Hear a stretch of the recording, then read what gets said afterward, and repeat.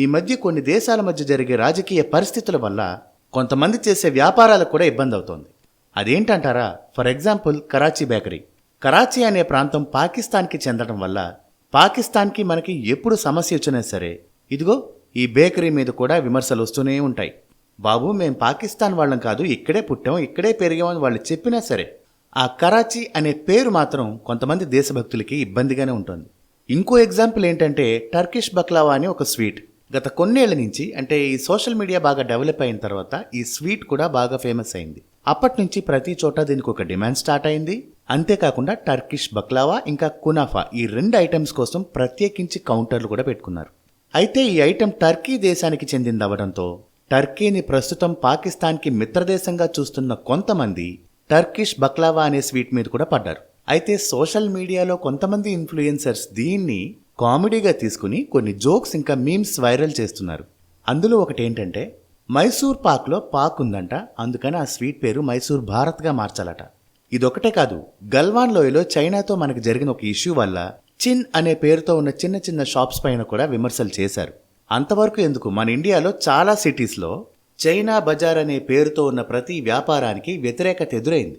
కొన్ని చోట్ల ఆ పేరు కూడా మార్చేశారు. ఇది చైనా పేరుతో ఉంది కాబట్టి దేశభక్తి అనే పేరుతో దీన్ని కూడా టార్గెట్ చేశారు.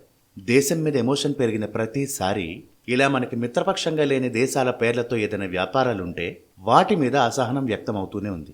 చైనా బజార్ లాంటి పేర్లు కూడా కొన్ని సందర్భాల్లో సస్పీషియస్గా మారిపోతాయి. ఇంకొక ఎగ్జాంపుల్ ఏంటంటే ట్రంప్ టవర్స్. ఈ ట్రంప్ టవర్స్ అనేది చాలా సిటీస్లో లగ్జరీ గేటెడ్ కమ్యూనిటీ ప్రాజెక్ట్. ఈ ప్రాజెక్ట్కి కూడా మంచి రెస్పాన్సే వచ్చింది.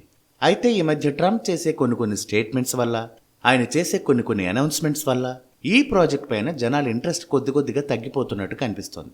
అయితే ఇలాంటి వ్యతిరేకత వ్యాపారాలకే పరిమితం అయిపోయిందా అనుకుంటే కాదు.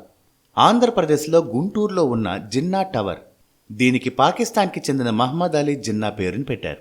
ఇది మన దేశానికి స్వాతంత్ర్యం రాకముందు కట్టిన ఒక చారిత్రాత్మక కట్టడం. దీనికి కూడా పేరు మార్చాలి అంటూ డిమాండ్లు వస్తూనే ఉన్నాయి. ఆ ఇష్యూ ఇంకా కంటిన్యూ అవుతోంది కూడా. ఇప్పుడు ఇంకొక అనుమానం ఏంటంటే రీసెంట్గా బ్రిటన్ ఇమిగ్రేషన్లో చాలా మార్పులు తీసుకొచ్చింది. దానివల్ల ఇండియా నుంచి బ్రిటన్ వెళ్ళి సెటిల్ అవ్వాలనుకున్న వాళ్ళకి కొన్ని సమస్యలున్నాయి. ఇప్పుడు యూకే మీద కోపంతో ఆంధ్రప్రదేశ్లోని రాజమండ్రి దగ్గర ఉన్న ధవళేశ్వరం ప్రాజెక్ట్, అదేనండి సర్ ఆర్థర్ కాటన్ దొర గారు కట్టించారే, ఆ ప్రాజెక్ట్ పేరు కూడా మార్చేయమని వ్యతిరేకత ఏమైనా తీసుకొస్తారా ఏంటి? ఏది ఏమైనా ఈ పేర్లు మార్చమని చేసే డిమాండ్ మీద మీ అభిప్రాయం ఏంటో కామెంట్లో చెప్పండి.